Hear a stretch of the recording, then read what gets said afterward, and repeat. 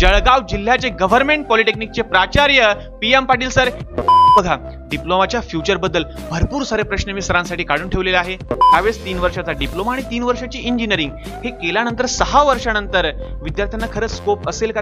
कोणत्याही ब्रांचला आपण कमी लेखायचं नाही, पण कोर एज्युकेशन मध्ये जॉब ऑपॉर्च्युनिटी नाही असं जर कोणी म्हणत असेल तर त्याचं नक्कीच मी खंडन करेन। की बरेच जण आता म्हणतात की अरे काय यार, रस्त्यावर इंजिनियर पडलेले आहे, जिथे पहा तिथं इंजिनियर इंजिनियर इंजिनियर। तर खरंच आता इंजिनिअरिंग करण्यापेक्षा काही दुसरं ऑप्शन बेस्ट आहे का अजून सुद्धा डिप्लोमा आणि इंजिनियर हे बेस्ट राहील? शिक्षण तुम्ही कोणतंही घ्या, पण नॉलेज जर तुमचं मिळत नसेल ना तर मग तुम्हाला तुमचं पुढचं भविष्य हे अंधारमय असणार आहे। मग डिप्लोमा खरंच एवढा कठीण आहे का? मग विद्यार्थी जे फेल होतात त्याचं खरं कारण काय? का खरंच पेपर एवढे स्ट्रिक्ट होतात का? पेपर खरंच खूप कठीण निघतात का? का विद्यार्थ्यांची काही चूक आहे? तर यामध्ये नेमका दोष कोणाचा आणि यावर आपल्याला काय उपाययोजना वगैरे करता येईल? डिप्लोमाला खरंच बाहेर जाणं योग्य आहे किंवा नाही? फोटोकॉपी आणि रिचेकिंग जर समजा म्हटलं तर विद्यार्थ्यांचे बरेचसे पैसे वगैरे वाया जातात। संशयास्पद तुमच्या हालचाली दिसून आल्या तरी सुद्धा तुमचा पेपर हा कॉपी केस म्हणून कन्सिडर करून त्याच्यावरती ऑनलाईन पेपरला सुद्धा कॉपी केस झालेले आहेत। आता बघा, सर्वांना पडलेला प्रश्न जे सेकंड इयरचे विद्यार्थी आहे की सर आमचे तर 5 बॅक लागले, आमचे 6 बॅक लागले, आता आमचं काय होणार? कारण आम्ही तर शेवटची बॅच आहोत सर। मग आम्हाला काही कॅरी ऑन मिळू शकतं का किंवा OTO वगैरे मिळू शकतो का? म्हणतात की आम्ही सेकंड इयरला ब्रांच चेंज करू, तर ब्रांच चेंज करण्याची प्रोसेस कशी असते? नमस्कार, मी विनीत सर स्वागत करतो आपल्या सर्वांच्या आजच्या YouTube चॅनलवर। तर बघा विद्यार्थी मित्रांनो, आज आपल्यासोबत एक अतिशय महत्त्वाची व्यक्तिमत्व आलेले आहे आणि ते तुम्हाला सर्व गायडन्स करणार आहे डिप्लोमा बद्दल। कारण माझा आवाज ऐकून ऐकून, माझी वाणी ऐकून ऐकून आणि माझी भाषा ऐकून ऐकून तुम्ही सर्वजण बोर झाला असाल, पण बघा आज आपल्याला एक असे व्यक्तिमत्व लाभलेले आहे जे डाऊन टू अर्थ आहे, सर्वांना मदत करण्यासाठी नेहमी तत्पर असलेले आपले जळगाव जिल्ह्याचे गव्हर्नमेंट पॉलिटेक्निकचे प्राचार्य PM पाटील सर यांना मी रिक्वेस्ट करतो की कृपया तुम्ही यावे। मी विशाल सरांना एक रिक्वेस्ट करतो की सरांनी PM पाटील सरांचं स्वागत करावं।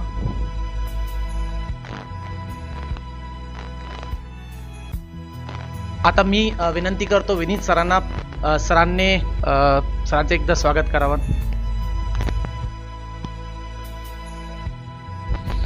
तर जास्त वेळ न घेता लवकरात लवकर सुरुवात करूया आपल्या डिप्लोमाच्या सर्व चर्चा सत्राला, ज्यामध्ये भरपूर साऱ्या प्रश्नांना आपण छान छान सुंदर सुंदर एक उजळणी देणार आहोत, त्याचा प्रॉपर सर्व व्यवस्थित अभ्यास करणार आहोत आणि भविष्यामध्ये डिप्लोमाला काय फ्युचर असेल, काय स्कोप असेल आणि विद्यार्थ्यांना पडलेल्या सर्व प्रश्नांची उत्तरं आपण जाणून घेणार आहोत सरांना। तर सर्वात आधी मी सरांना एक रिक्वेस्ट करतो की तुम्ही तुमच्याबद्दल थोडं 2 शब्द सांगावं। मी गव्हर्नमेंट पॉलिटेक्निक जळगाव येथे 1994 साली माझं डिप्लोमा शिक्षण पूर्ण केलं। 97ला ग्रॅज्युएशन मी बांबुरी इंजिनिअरिंग कॉलेजला कंप्लीट केलं। त्यानंतर माझं पुढचं शिक्षण जे होतं ते 2 वर्षाच्या माझ्या सर्व्हिसनंतर MTech VNIT नागपूर येथे माझं MTech इन्व्हायरमेंटल इंजिनिअरिंग हे कंप्लीट झालं आणि त्यानंतरचा माझा 16 वर्षाचा जो प्रायव्हेटचा प्रवास होता तो मी देवकर इंजिनिअरिंग कॉलेजला कंप्लीट केला आणि 2016 पासून 2021 पर्यंत गव्हर्नमेंट पॉलिटेक्निक सोलापूर येथे मी कार्यरत होतो, विभाग प्रमुख स्थापत्य म्हणजेच HOD सिव्हिल। आणि आता ह्या 2021 पासून ते 2000 आता चालूपर्यंत मी गव्हर्नमेंट पॉलिटेक्निक जळगाव येथे हेड ऑफ डिपार्टमेंट सिव्हिल आहे आणि त्याचबरोबरीने प्राचार्य पदाचा माझ्याकडे कार्यभार आहे। Thank you so much sir. आता बघा, तर विद्यार्थ्यांना तुम्ही जे पण काही कमेंट बॉक्समध्ये कमेंट करतात किंवा काही प्रश्न विचारतात किंवा बघा डिप्लोमाच्या फ्युचर बद्दल भरपूर सारे प्रश्न मी सरांसाठी काढून ठेवलेले आहे, तर वन बाय वन सर्व क्वेश्चन आपण आता कव्हर करूया, ठीक आहे? तर माझा पहिला प्रश्न सर तुम्हाला असा असेल की 10वी नंतर डिप्लोमा करणं खरंच योग्य आहे का आणि ते योग्य कसं, ते थोडं तुमच्या भाषेत थोडं समजावून सांगा विद्यार्थी। सर्वप्रथम एक लक्षात घ्या, आपण 10वीला 16व्या वर्षी असतो आणि बऱ्याचशा ग्रामीण भागातल्या विद्यार्थ्यांचे पालक हे साधारण आपला मुलगा एक 2-3 वर्षाचं शिक्षण पूर्ण झाल्यानंतर कुठेतरी त्याच्या पायावर उभं राहील आणि त्याचं पुढचंच जे आयुष्य असेल तो स्वतःच्या स्वकष्टाने पूर्ण करेल अशा प्रकारचं त्यांचं एक मनसा असते।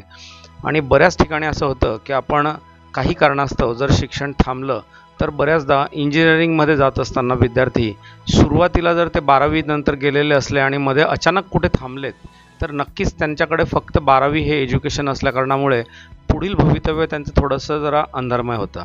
त्याच जागी जर डिप्लोमाच्या 3 वर्षानंतर जर विद्यार्थी थांबला असला तर नक्कीच फायदा हा असा होणार आहे की तुमच्याकडे असं एक क्वालिफिकेशन असणार आहे की त्या क्वालिफिकेशनच्या बेसिसवरती टेक्निकल एज्युकेशनची टेक्निकल डिग्री जी तुमच्याकडे अवेलेबल असेल त्याच्या बेसिसवर जॉब चांगल्या पद्धतीचा तुम्हाला मिळू शकतो कंपॅरेटिव्हली 12वीपेक्षा.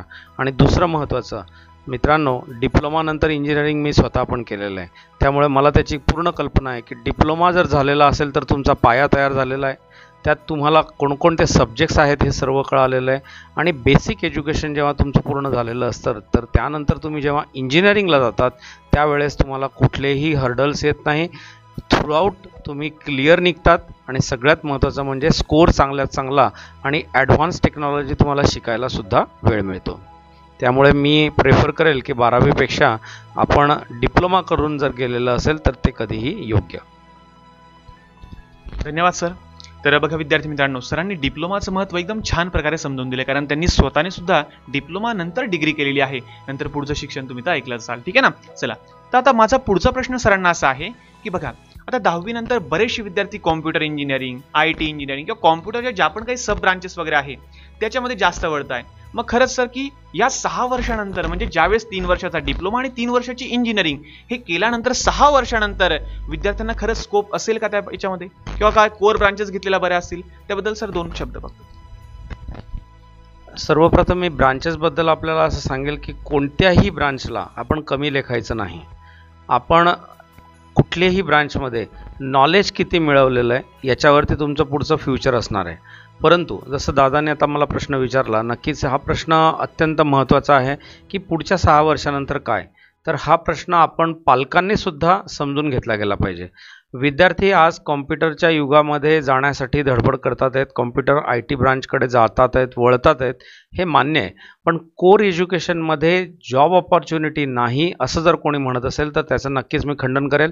कारण डिप्लोमा झालेले मुलं, मेकॅनिकल इंजिनिअरिंग असेल, इलेक्ट्रिकल इंजिनिअरिंग असेल, आज कंपन्यांना आवश्यकता आहे पण विद्यार्थी मिळत नाही. सिव्हिलच्या कन्स्ट्रक्शन साईटवरती चांगल्या क्वालिटीचे सुपरवायझर जॉब करणारे सिव्हिलचे डिप्लोमा होल्डर्स मिळत नाही.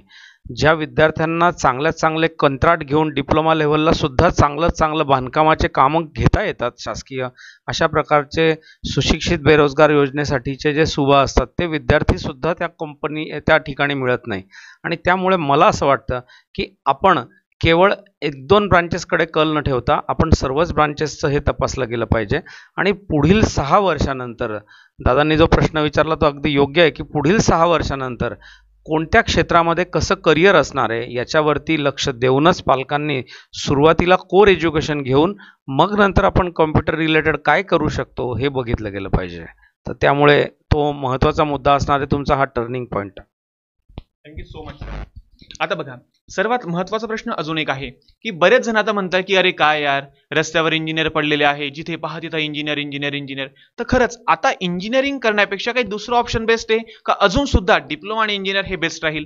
तर डिप्लोमा आणि इंजिनिअरिंग विद्यार्थ्यांनी का करावं? आणि खरंच असं तर होणार नाही ना की रस्त्यावर खूप सारे इंजिनियर होऊन जाईल आणि जॉबच भेटणार नाही? तर यावर सर तुमचं मत काय?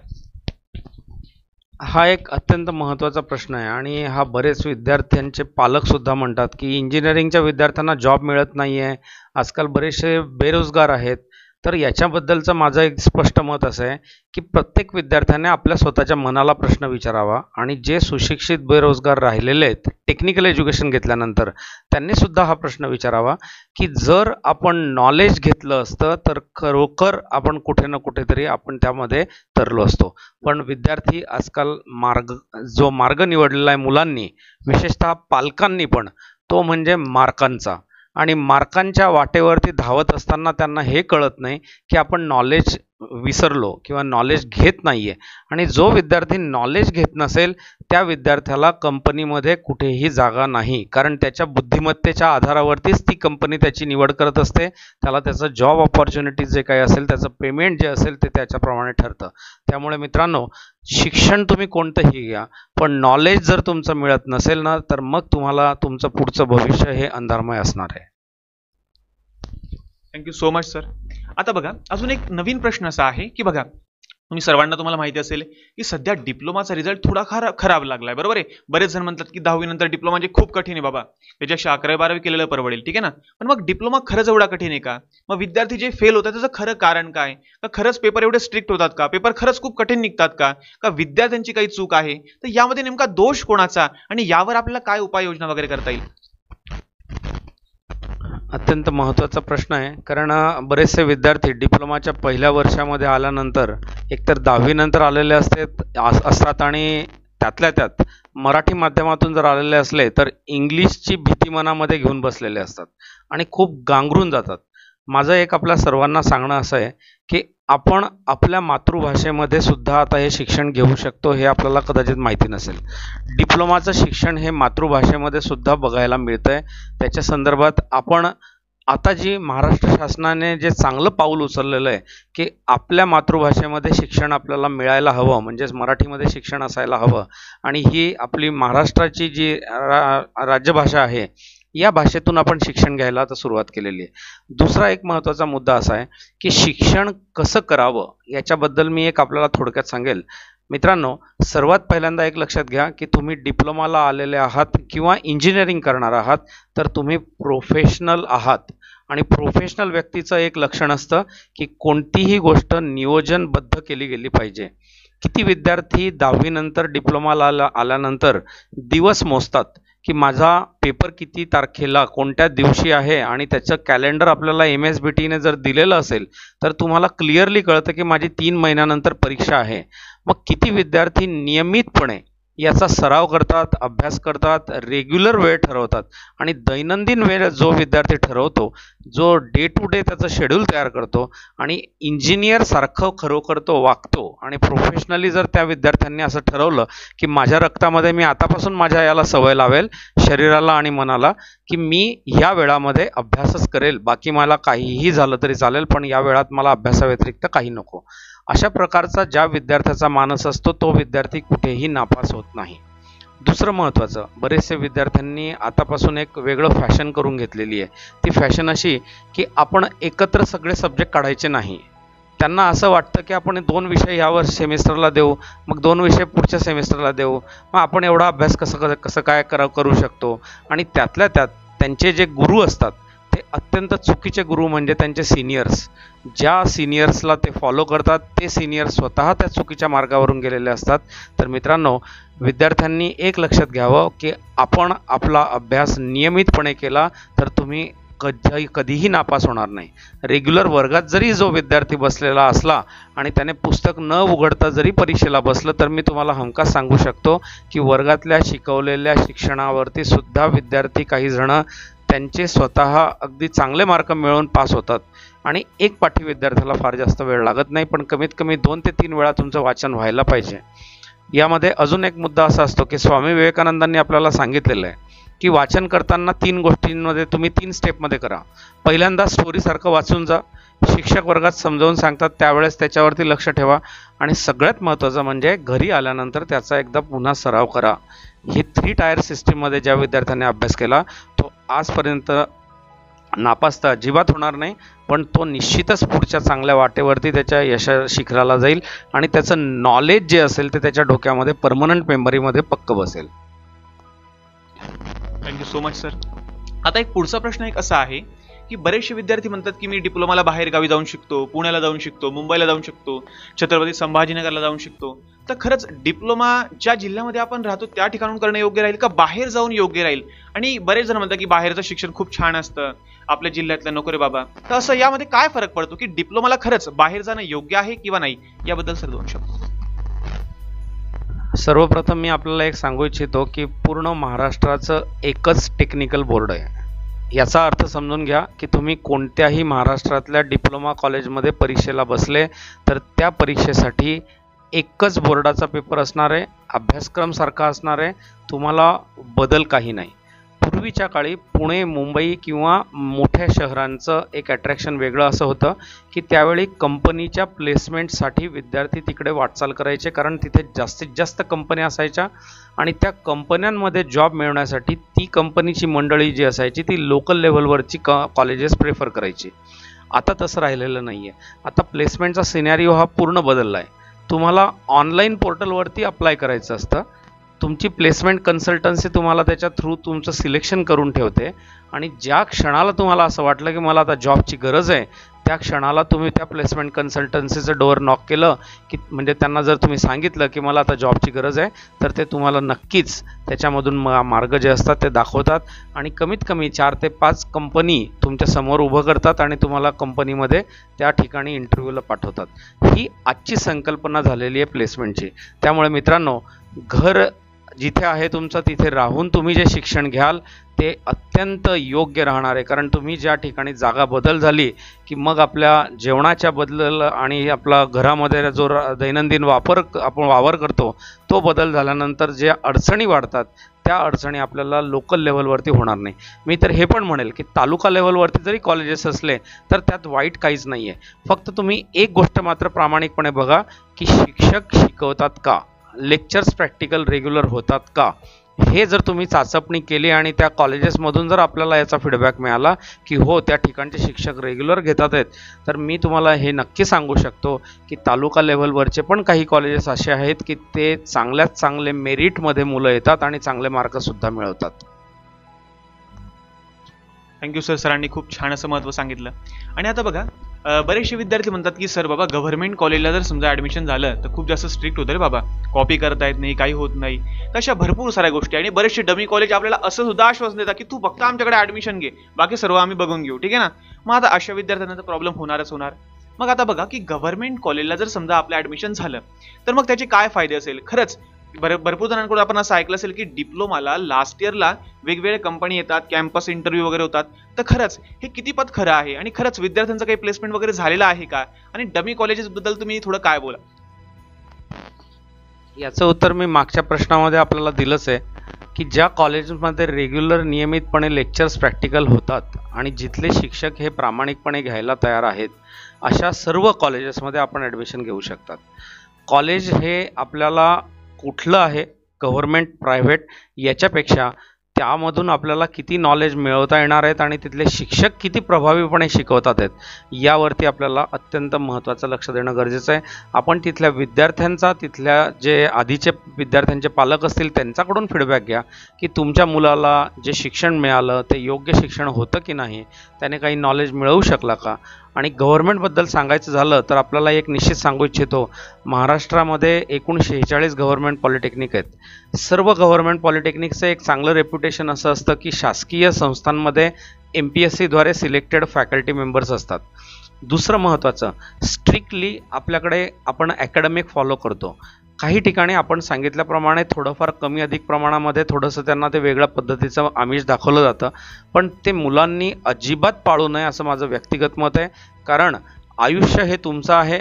संस्था चालकांना जरी त्याच्या बद्दल काही थोडंसं वेगळ्या पद्धतीने सांगायचं असेल, पण निश्चितच तशा प्रकारे त्या संस्थांमध्ये जिथे लेक्चर प्रॅक्टिकल्स होत नाही, जिथे विद्यार्थ्यांना नॉलेज मिळत नाही, त्या ठिकाणी मुलांनी अजिबात ॲडमिशन घेऊ नये.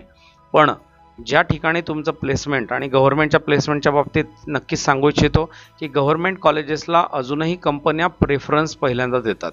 त्यामुळे गव्हर्नमेंटकडे येण्याचा कल हा जास्त असतो. त्यातल्या त्यात दुसरा सगळ्यात महत्त्वाचा मुद्दा असतो की फीज ज्या असतात ह्या गव्हर्नमेंटच्या अगदी नाममात्र आहेत आणि त्यामुळे फीज कमी असल्या कारणामुळे विद्यार्थ्यांना फक्त 6,000 रुपयात वर्षभराचं शिक्षण ज्या ठिकाणी मिळेल असा डिप्लोमा कोणी सोडू शकत नाही. त्यामुळे मुलांचा गव्हर्नमेंटकडे कल हा जास्त असतो. Thank you so much sir.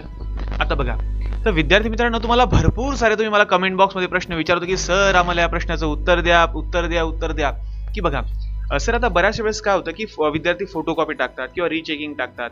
मग आता यामध्ये कसं होतं की बऱ्याचशा विद्यार्थ्यांचा पेपर निघून जातो किंवा काही विद्यार्थी पेपर लिहितात पण त्यांना तशी मार्क मिळालेले नसतात. मग असं नेमकं काय होतं, किंवा तुम्ही काही MSBT ला काही असं संदेश देऊ इच्छिता का की समजा विद्यार्थ्यांचे कॉपी केस वगैरे होते, मग त्या विद्यार्थ्यांचा सुद्धा प्रॉब्लेम वगैरे होतोय, किंवा फोटोकॉपी आणि रिचेकिंग जर समजा म्हटलं तर विद्यार्थ्यांचे बरेचसे पैसे वगैरे वाया जातात. तर थोडंसं काहीतरी इथे कुठेतरी प्रॉब्लेम होतोय, कारण बरेचसे विद्यार्थी फोटोकॉपी आणि रिचेकिंग मध्ये आपल्याला ऑल क्लिअर होताना दिसत आहे. तर याबद्दल सर तुमचं काही मत, फोटोकॉपी रिचेकिंग? MSBTची एक प्रणाली आहे. नक्कीच याबद्दल मी एवढं सांगेल की ज्या विद्यार्थ्यांच्या मनामध्ये शंका असते की मी पेपर पूर्ण लिहिला होता, आणि ज्या मुलांच्या मनामध्ये खरोखर अशी शंका असते तेच विद्यार्थी ॲप्लिकेशन टाकतात. आणि नक्कीच तुम्ही जे सांगितलं आता की अशाच मुलांचे रिझल्ट हे वाढून येतात. शक्यतो असा मुलगा कोणीही रिचेकिंगला फॉर्म टाकणार नाही की ज्याला 100 पैकी 40 मार्क मिळवायचे होते आणि त्या 40 मध्ये त्याला 10च मार्क मिळालेले आहेत. त्याला सुद्धा त्याची क्षमता माहिती असते. त्यामुळे नापास होणाऱ्या विद्यार्थ्यांपैकी म्हणजे जे विद्यार्थी उत्तीर्ण झालेले नाहीत त्यापैकी ज्या मुलांनी फोटोकॉपीला अप्लाय केलेलं असतं ते अशा प्रकारची आशा बाळगूनच असतात. 90% विद्यार्थी आशा बाळगून असतात की नाही सर, मी पेपर तर छान लिहिलेला आहे, पण काहीतरी माझं थोडंसं कदाचित तपासण्यामध्ये किंवा कशात गडबड झालेली वाटते.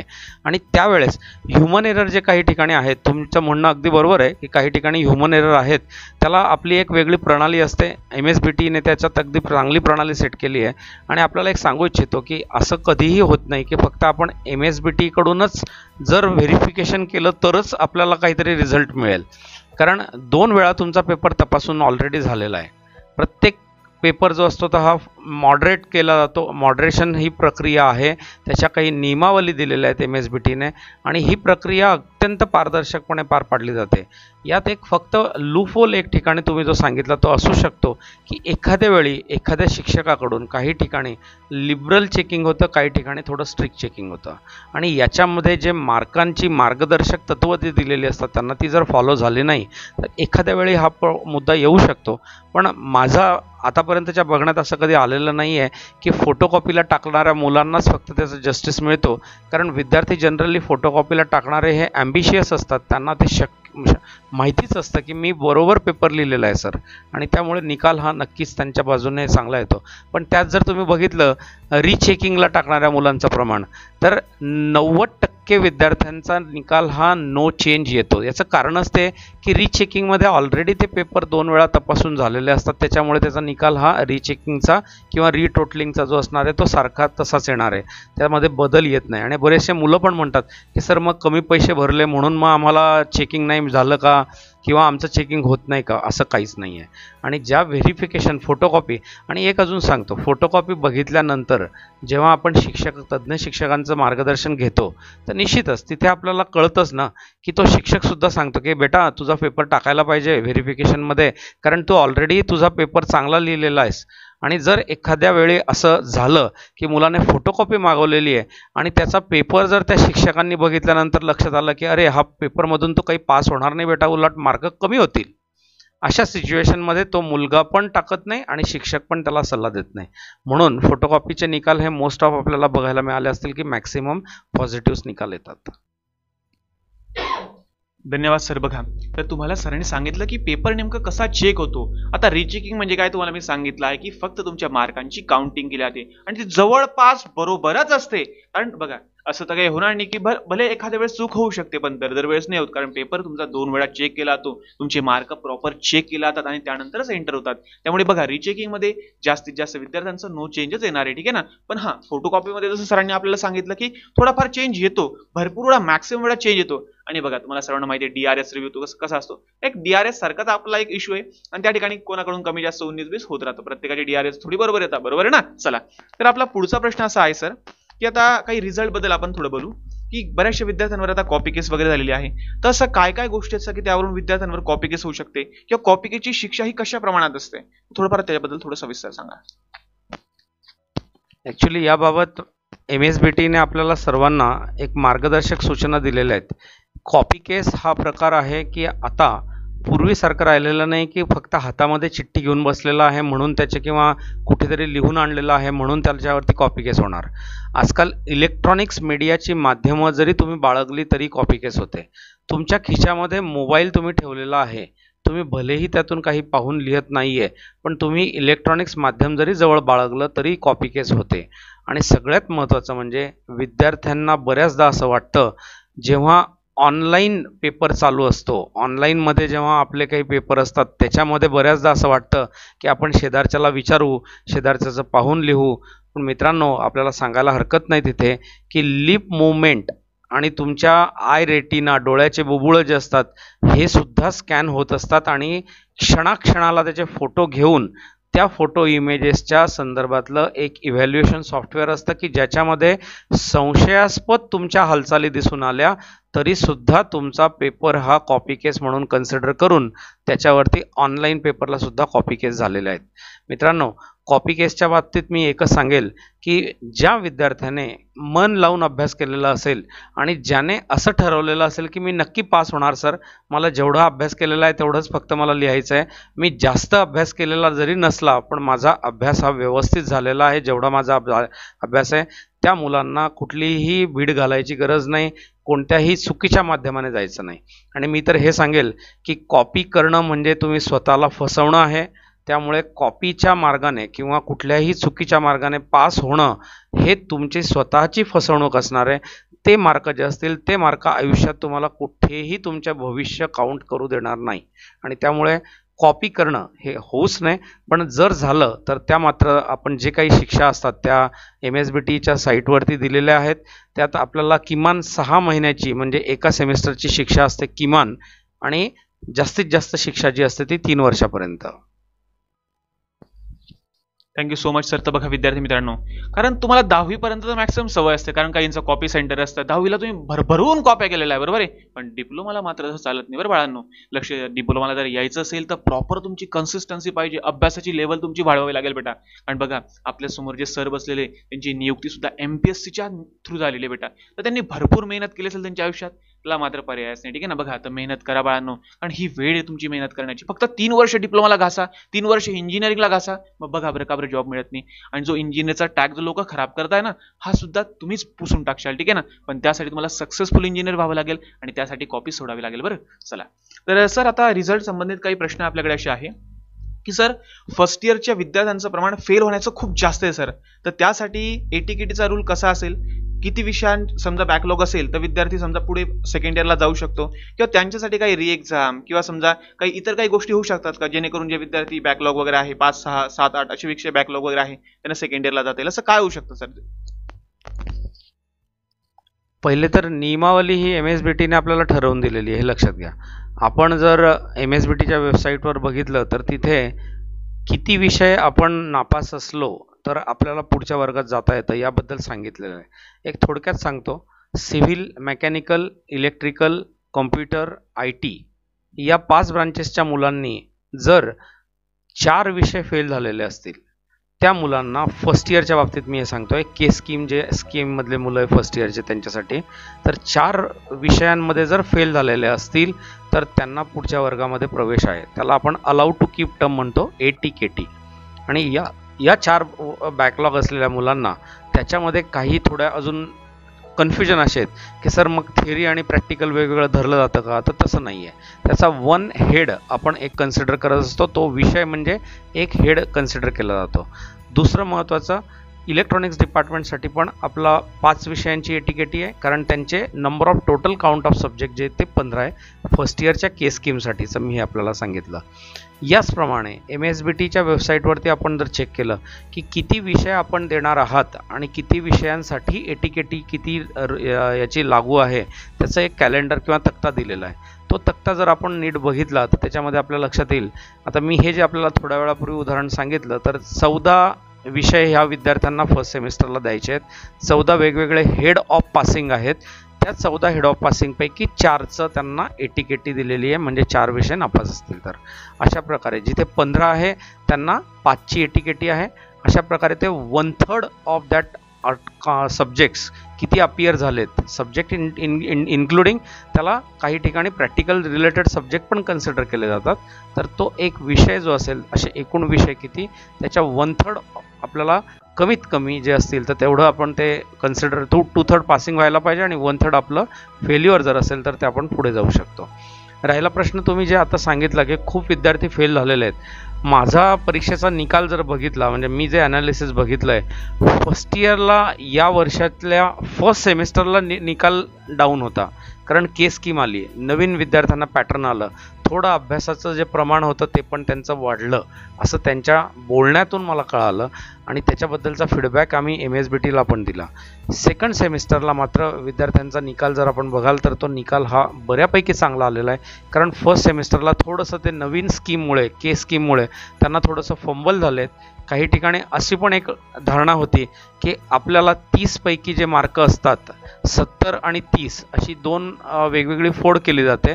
त्या 70 मार्काचा आपण थेरी पेपर देत असतो आणि 30 मार्क जे असतात ते इंटरनल मार्क जे असतील ते कॉलेजमधून आपल्याला सहज मिळतील अशी एक चुकीची धारणा मुलांची होती. कारण ह्या 30 मार्कांसाठी सुद्धा विद्यार्थ्यांना युनिट टेस्टमध्ये चांगले मार्क मिळवणे गरजेचे होते आणि दुर्दैवाने मुलांनी त्या गोष्टीकडे लक्ष दिलेलं नसल्या कारणामुळे काही विद्यार्थी या ठिकाणी अडकले. तसं आम्ही विद्यार्थ्यांना ह्या वेळोवेळी सूचना देत असतो, परंतु काही विद्यार्थी असे असतात की ते थोडंसं कंटाळा करतात, अभ्यासाचा नियमितपणा नसतो. आणि मी आधीच सांगितलं आपल्याला की जो नियमित विद्यार्थी नाही तो डिप्लोमाच्या एज्युकेशनमध्ये अजिबात टिकत नाही, कारण त्याला कन्सिस्टन्सी आवश्यक आहे, अभ्यास नियमित असणं आवश्यक आहे. Thank you sir. तर बघा विद्यार्थी मित्रांनो, जर तुम्हाला खरंच मजा मारायची असेल ना तर डिप्लोमा घेऊच नका बाळांनो तुम्ही. कारण कसं आहे 11वी-12वी म्हटलं काय की 11वी पूर्ण आराम, पूर्ण वर्षभर मजा मारा.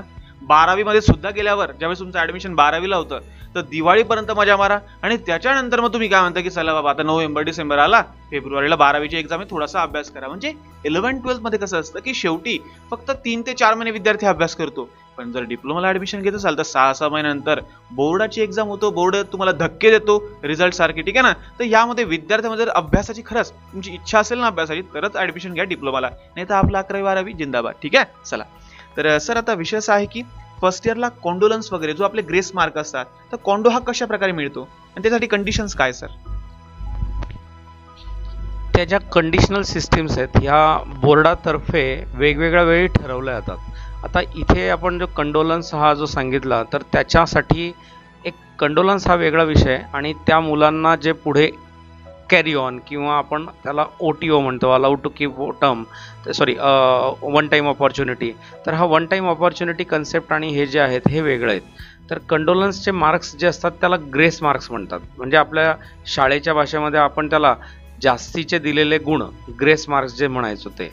तर ही ग्रेस मार्क सिस्टीम जी आहे ती त्या टोटल एकूण किती मार्कांचा तो हे आहे ते सेमिस्टर आहे त्याच्या 10% त्यांना ते कंडोलन्सचे मार्क्स मिळू शकतात. आता काही विद्यार्थी एका विषयात नापास असतील, 2 विषयात नापास असतील, त्याप्रमाणे त्याचं एक लिमिट ठरलेलं असतं आणि त्याप्रमाणे त्याच्या 10%ची जी कॅल्क्युलेशन असेल, म्हणजे एखादा मुलगा समजा सर्व विषय पास आहे पण त्याला एखाद्या विषयामध्ये जर 5 मार्क कमी पडत आहेत, मग तिथे जी ग्रेस मार्क देऊन ते 5 मार्क दिल्यानंतर तो मुलगा पास होत असेल तर त्याला ती ग्रेस मार्क्स मिळतात. पण त्याच्यासाठी पण एक नियमावली असते की मागचे तुमचे जे सब्जेक्ट्स असतात ते ऑल क्लिअर असणं किंवा मागचे वर्ष ऑल क्लिअर असणं गरजेचं आहे. Thank you sir. आता बघा सर्वांना पडलेला प्रश्न, जे सेकंड इयरचे विद्यार्थी आहे की सर आमचे तर 5 बॅक लागले, आमचे 6 बॅक लागले, आता आमचं काय होणार, कारण आम्ही तर शेवटची बॅच आहोत सर, मग आम्हाला काही कॅरी ऑन मिळू शकतं का किंवा OTO वगैरे मिळू शकतो का? तर याबद्दल काही अपडेट वगैरे आलं आहे किंवा नाही? मग या विद्यार्थ्यांनी नेमकं आता करावं काय? ऍडमिशन त्यांना थर्ड इयरला मिळेल किंवा नाही आणि त्याला कंडिशन काय काय असतील? तर याबद्दल विद्यार्थी खूप जास्त चिंतित आहे सर. तर त्याबद्दल सर 2 शब्द फक्त. एक लक्षात घ्या, नियमावली आता जे मी एटीकेटीची सांगितली ही तर काही बोर्डाने बदलवलेली नाही आहे अजूनपर्यंत तरी. आमच्याकडे कुठलंही कॅरी ऑनचं किंवा त्या वन टाईम ऑपॉर्च्युनिटी OTOचं अजून आमच्याकडे सर्क्युलर किंवा परिपत्रक आलेलं नाही आहे. पण फायनल इयरची शेवटची बॅच म्हणजे तुमची आता जी आय स्कीमची ही बॅच शेवटची असणार आहे, कदाचित याच्यामध्ये विद्यार्थ्यांना त्याच्या या बाबतीमध्ये होतात. मागच्या वर्षी जसं OTO पॅटर्न आलं होतं पण हे दरवर्षीच असेल असं अजिबात नाही. त्यामुळे ज्या मुलांचे विषय बाकी राहिलेले आहेत त्यांनी आधी हे चेक करा की बॉर्डर लाईनवरती जर विषय असेल आपल्याला तर 3 तारखेपर्यंत 3 जुलैपर्यंत आपल्याला ही मुदत आहे. त्यांनी त्याच्यासाठी आपले ॲप्लिकेशन्स जे असतील फोटोकॉपी किंवा याच्या संदर्भातले ते टाकायला पाहिजे. ती जे असेल ती प्रक्रिया सुरू करून द्या आणि ज्यावेळी तुमचा याचा रिझल्ट येईल आणि तुम्ही जर समजा 5 विषय बॅक आहेत आणि एखादा विषय तुमचा सुटला कॅरी ऑनमध्ये याच्यामध्ये तुमचा जे आता आपण ॲप्लिकेशन कराल त्याच्यामध्ये फोटोकॉपीला, तर त्या केसमध्ये तुम्ही एटीकेटीच्या नियमामध्ये जर आलेत तर नक्कीच तुमचे ॲडमिशन त्यावेळेस होऊ शकते. पण आता मात्र सद्यस्थितीत कॅरी ऑन किंवा इतर OTO वन टाईम ऑपॉर्च्युनिटी असे कुठलेच अजून आलेले नाही आहे. Okay sir, thank you sir. बघा बेटा, अजून सुद्धा काही ऑफिशियल सर्क्युलर आले नाहीये आणि जसं काही येईल तर सांगूनच देईल. काही काळजी वगैरे तुम्ही करू नका बेटा, ठीक आहे ना. आणि हो, थोडा अभ्यासाला लागून जा बरं. जे तुम्हाला वाटतंय बघा, कॅरी ऑन लागो नाही लागो, अभ्यास तर तुम्हाला करायचा आहे. हां, जे विषय तुम्हाला वाटतंय खरंच की आपण फोटोकॉपी टाकू शकतो ते टाकून द्या आणि बाकी जे पण काही विषय असेल त्याचा अभ्यासाला लागून जा बरं बाळांनो. वेळ वाट नका पाहू आता डायरेक्टली, ठीक आहे. चला, तर सर माझा पुढचा प्रश्न असा आहे की सर डिप्लोमा आणि 11-12 हे इक्विव्हॅलंट आहे का? कारण मागे आम्ही अशी बातमी ऐकली होती की डिप्लोमा आणि 11वी-12वी जवळपास इक्विव्हॅलंट होऊन गेलं आहे. म्हणजे जर समजा पोलीस भरती किंवा मग अशा भरपूर साऱ्या गोष्टी आहे, भरपूर सारे गव्हर्नमेंट जॉब आहे ते 11वी-12वीवर अवेलेबल असतात. मग डिप्लोमाचे विद्यार्थी यासाठी एलिजिबल असतात का किंवा हे इक्विव्हॅलंट आहे हे कितीपत योग्य आहे सर? याच्यातले इक्विव्हॅलन्सीचे नियम जे असतात हे थोडे वेगवेगळ्या ठिकाणी, जसं पोलीस भरतीचं आपण सांगितलं तर त्यांना स्पेसिफिकली त्यांचं जे ठरलेलं असतं की 11वी-12वी नंतरच यावं, किंवा काही ठिकाणी डिप्लोमाच्या आधारावरती त्यांना वेगळ्या लेव्हलच्या ऑपॉर्च्युनिटीज असतात त्या ठिकाणीच. त्यामुळे वेगवेगळ्या शिक्षणाचं त्याचं क्वालिफिकेशनचं जे स्टेटस आहे त्यात इक्विव्हॅलन्सी असा उल्लेख कुठेच आलेला नाही आहे. पण काही ठिकाणी जॉब ऑपॉर्च्युनिटी देताना मात्र डिप्लोमाच्या विद्यार्थ्यांना प्रथम प्राधान्य दिलं जातं आणि 12वीच्या मुलांना त्याच्यात नंतर, मग कारण त्यांचं क्वालिफिकेशन हे 2 वर्ष झालेलं असतं 10वी नंतर आणि इथले हे डिप्लोमाचे मुलं 3 वर्ष शिकलेले असतात. त्यामुळे इक्विव्हॅलन्सीचा असा काही नियम तर नाही आलेला आहे.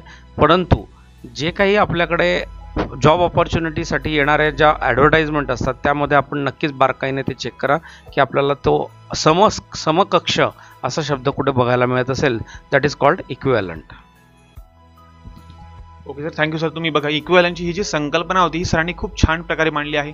हे डिपेंड करतं की समोरच्या व्यक्तीला काय पाहिजे आहे, रिक्वायरमेंट काय आहे. त्या ठिकाणी जर लिहिलं असेल तर डिप्लोमाचे विद्यार्थी सुद्धा एलिजिबल असतात, ठीक आहे. चला सर, आता एक भरपूर महत्त्वाचा प्रश्न आहे की बरेच जण काय करताय की समजा त्यांना 10वीला पर्सेंटेज कमी आलेलं आहे, बरोबर आहे, पण त्यांना डिप्लोमा करायचा आहे कॉम्प्युटर सायन्समध्ये किंवा इलेक्ट्रॉनिक्समध्ये, IT मध्ये, पण त्यांना ती ब्रांच मिळत नाहीये. मग सर, मग अशा विद्यार्थी काय करतात की फर्स्ट इयरला काय करतात की वेगळ्या ब्रांचेसमध्ये घेऊन घेतात, मेकॅनिकल घेऊन घेतात, सिव्हिल घेऊन घेतात आणि त्यानंतर ते काय म्हणतात की आम्ही सेकंड इयरला ब्रांच चेंज करू.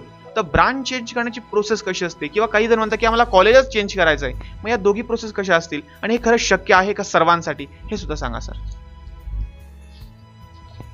हा जो मुद्दा आहे हा प्रायव्हेट कॉलेजेसमध्ये शक्यतो जास्तीत जास्त वेळा केला जातो. त्याचं कारण असं आहे की ज्या कॉलेजेसमध्ये 100% ॲडमिशन पूर्ण झालेले आहेत आणि ज्या कॉलेजेसमधून विद्यार्थ्यांचं कॉलेज सोडून जाण्याचं प्रमाण अति कमी आहे, त्या कॉलेजेससाठी मी हा मुद्दा अजिबात सजेस्ट करणार नाही.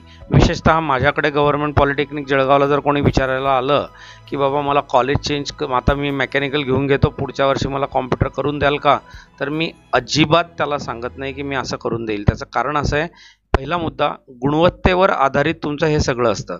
दादांनी आता सांगितल्याप्रमाणे 100 मुलं अर्ज करतील, त्याच्यापैकी फक्त 2 मुलांना किंवा 3 मुलांना जेवढ्या जागा शिल्लक आहेत तेवढ्याच मुलांना ते मिळतं. आणि ती जी प्रक्रिया असते विदिन सँक्शन इनटेक, म्हणजे एखाद्या कॉलेजला जर 60 जागा ठरवून दिलेल्या असतील तर 60च्या वरती त्याला 61वी जागा भरताच येत नाही.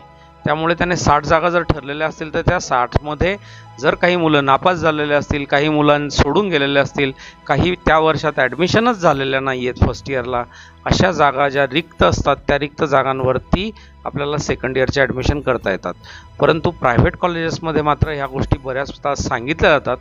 मात्र माझं एकच सजेस्ट करणं आहे, ज्या विद्यार्थ्यांना असं काही करायचं असेल त्यांनी निश्चितच आधी आपल्याला ऑल क्लिअर व्हावं लागतं, हे आधी डोक्यामध्ये पक्क बसवा. कारण ऑल क्लिअर झाल्याशिवाय प्रायव्हेटमध्ये सुद्धा नियमावली तोडून कोणीही तुम्हाला असं करून देणार नाही की तू बाबा नापास झालेला आहे तरी मी तुला ब्रांच चेंज करून देतो. त्यामुळे ऑल क्लिअर हा त्याच्यासाठीचा क्रायटेरिया आहे. त्यातल्या त्यात नियमावली आहे, ब्रांच चेंज, कॉलेज चेंज करता येतं, परंतु त्या कॉलेजमध्ये त्या ठिकाणी जिथे तुम्हाला जायचं आहे किंवा ज्या ब्रांचमध्ये तुम्हाला ब्रांच चेंज करायची आहे तिथे जागा शिल्लक असणं गरजेचं आहे. Thank you sir. बघा बेटा, तर असं काही करू नका की तुम्ही म्हणता की सर गव्हर्नमेंट कॉलेज मिळते मग मी कोणतीही ब्रांच आता घेऊन घेतो, मग मी सेकंड इयरला ब्रांच चेंज करून घेईन. तर बेटा हे पॉसिबल नाही. एखाद्या वेळेस होऊ शकतं, 1-2 विद्यार्थ्यांसाठी हे होतं, पण केव्हा की जर समजा कॉम्प्युटरचा एखादा विद्यार्थी वायडी पडला किंवा काही झालं समजा, तर 1 किंवा 2 जागा असतात आणि त्यासाठी कॉम्पिटिशन मात्र खूप असतं. तर असं कधी करू नका.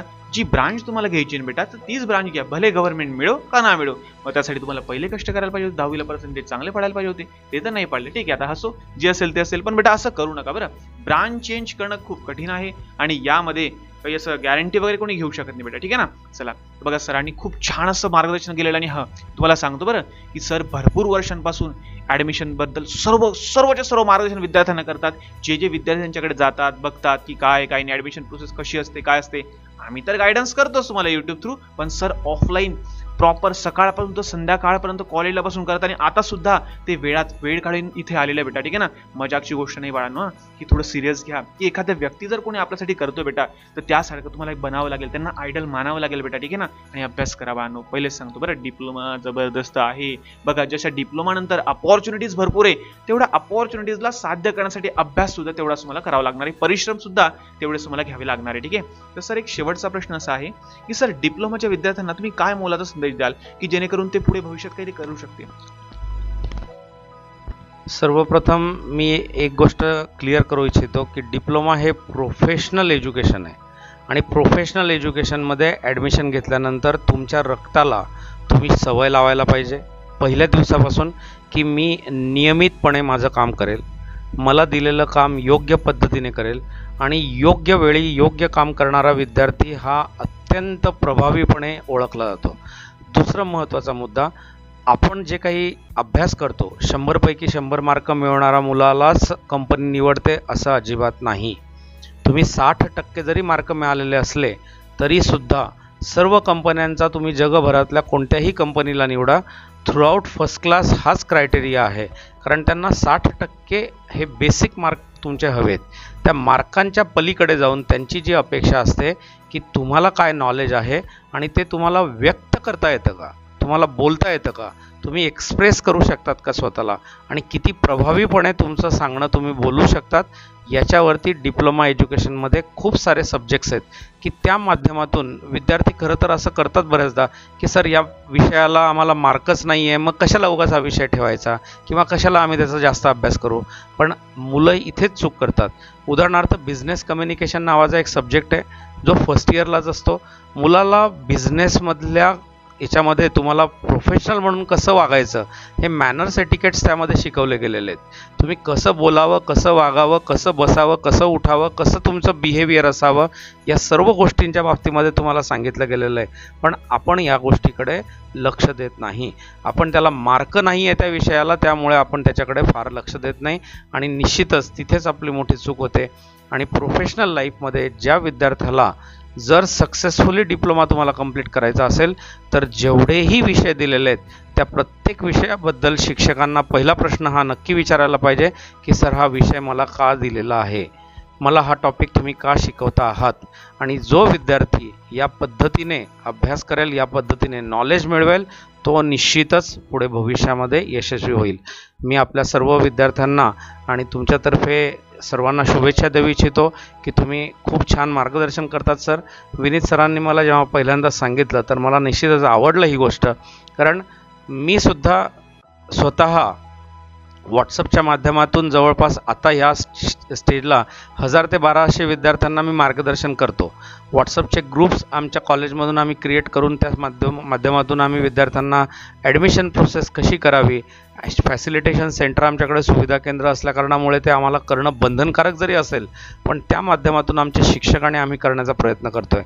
पण निश्चितच तुमचं हे कौतुक करावं असं वाटतं की अशा प्रकारचं जे विद्यार्थ्यांना मार्गदर्शन आहे आणि आजकाल सोशल मीडियावरती विद्यार्थ्यांचा चुकीच्या गोष्टी बघण्यापेक्षा अशा प्रकारचे जर त्यांनी इंटरव्ह्यूज किंवा असे व्हिडिओ बघितले तर त्यांना ते आयुष्यामध्ये खूप फायदेशीर होणार आहे. तर तुमचं निश्चितच कौतुक करावं असं वाटतं सर. आणि विनीत सरांनी ही संधी दिल्याबद्दल मी पण त्यांचे आभार मानतो. Thank you sir. Thank you so much sir. बघा, तर विद्यार्थी मित्रांनो, खूप छान आणि एकदम उत्कृष्ट पद्धतीचं मार्गदर्शन सरांनी आपल्याला केलेलं आहे. तर बघा बेटा, पुढे भविष्यात खूप पुढे जा, हीच सरांची इच्छा आहे. कारण आम्ही तुम्हाला सांगू का, आम्ही ज्यावेळेस लहान होतो ना, डिप्लोमाला फर्स्ट इयरसाठी आम्ही पण जायचो गव्हर्नमेंट कॉलेजला, की आम्हाला तिकडून काहीतरी माहिती. त्यावेळेस आम्हाला ॲप्लिकेशन किट भेटायचं रे. तो किट घ्यायचा, मग त्याला स्क्रॅच करायचं, मग त्याच्यात युजर ID, पासवर्ड, असं भरपूर खूप प्रोसेस होती. पण आता ही जी प्रोसेस संपूर्ण ऑनलाईन झालेली, आणि या ऑनलाईन प्रोसेस संपूर्ण मार्गदर्शन प्रत्येक गव्हर्नमेंट कॉलेज. आता बाकीच्यांचं तर मला काय माहिती, पण जळगावबद्दल मी ठामपणे सांगू शकतो की तुम्हाला कधीही काही डाऊट आला, बिनधास्त तुम्ही सरांकडे विचारू शकता. आणि सरांची जी टीम आहे गव्हर्नमेंट पॉलिटेक्निकची, ती सुद्धा जबरदस्त गायडन्स करते. तुम्हाला प्रत्येक कोणताही डाऊट असू द्या तुमचा, डॉक्युमेंट्स बद्दल असो, कोणताही, तर सर तुम्हाला 100% मदत करतील म्हणजे करतील. आणि हो, जर तुम्ही कॉलेजमध्ये ऍडमिशन घेत असाल तर बघा, तुम्हाला सांगतो की एकदम छोट्यापासून तर मोठ्यापर्यंत प्रत्येक गोष्टीला समर्थन सर करतात. प्रत्येक गोष्टीचं जे पण काही चुकीचं असेल त्याला बोलतात सुद्धा, आणि करेक्ट असेल त्याचं कौतुक सुद्धा करतात. ते भरपूर दिवस झाले, भरपूर माझे विद्यार्थी सुद्धा सांगतात. आणि बघा, मला सुद्धा सरांशी भेटायची खूप जास्त तीव्र इच्छा होती, कारण जसे विद्यार्थी मला सांगायचे ना, तसं मला जास्त उत्सुकता व्हायला लागायची. त्यामुळे हा आपण इंटरव्ह्यू घेतला. आणि बघा विद्यार्थी मित्रांनो, सर वेळात वेळ काढून आपल्या ठिकाणी आलेले, तर आमच्या सर्व विनीत सर या YouTube परिवारातर्फे तुमचा खूप खूप धन्यवाद sir. Thank you so much sir.